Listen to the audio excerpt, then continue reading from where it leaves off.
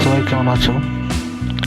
এটা একটা নতুন সাইট, মানে বাড়িটা অনেক পুরনো বাড়ি ছিল, তো এখন নতুন করে আবার রিনোভেশন করা হচ্ছে।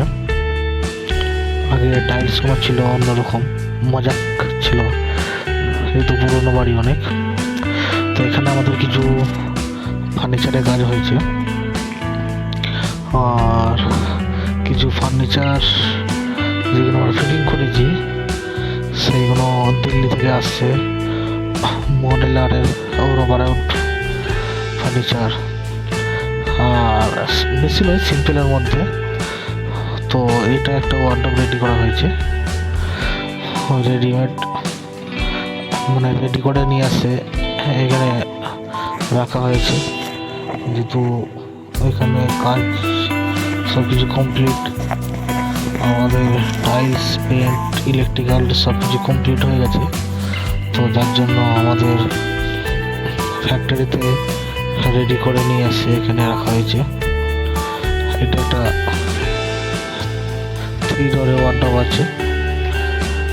তো আমরা এরকমভাবে সব কাজ ডেলিভারি করে থাকি, আর কাজটা কেমন হয়েছে আপনারা অবশ্যই জানাবেন। উপরে একটা ডোর দিয়ে আছে, যার মধ্যে একটা লক লাগানো আছে, নিচের কোনো লক লাগানো নেই। আর এদিকে একটা মানে সিঙ্গেল ডোর আছে কিছু রাখার জন্য। আর এই ঘরের কিচেনও একদম সিম্পল কাজ, কোনো হেভি কাজ নয়। যেহেতু ফ্ল্যাটটা রেন্টে দেওয়া হবে, তো সেই জন্য বেশি ডিজাইন কাজ করা হয়নি, একদম সিম্পলের মধ্যে দিয়ে করা হয়েছে।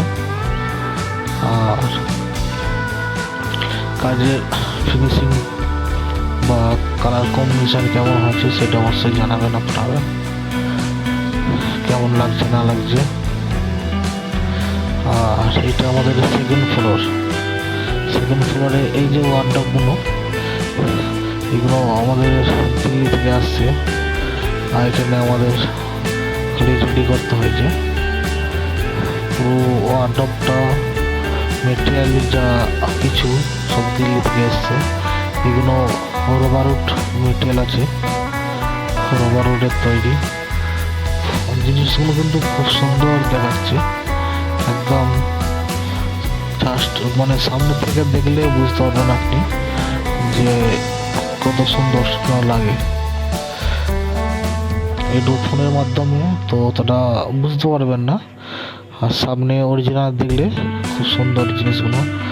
আর সাইডে একটা করে মিরর লাগানো হয়েছে ড্রেসিং এরিয়ার জন্য, যেহেতু ড্রেসিং টেবিল এক্সট্রা আলাদা করে বানানো হয়নি, তো সেই জন্য সাইডে আমরা মিরর লাগিয়ে দিয়েছি। আর এটার একটা রুম, উপরে 2টো রুম আছে, আর নিচে একটা রুম আছে। এটা 3rd বেডরুম, যেটা এইটার অ্যাটাচ ওয়াশরুমের সঙ্গে ড্রেসিং মানে এরিয়া আছে। তো এখানে একটা ওয়াল টু ওয়াল ওয়ার্ডরোব করা হয়েছে।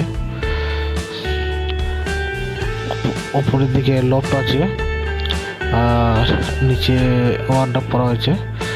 এখানে একটা ডোরের মধ্যে লাগানো হয়েছে, যেহেতু সাইডে কোনো পজিশন ছিল না, সেই জন্য মিরর ডোরের মধ্যে লাগানো হয়েছে।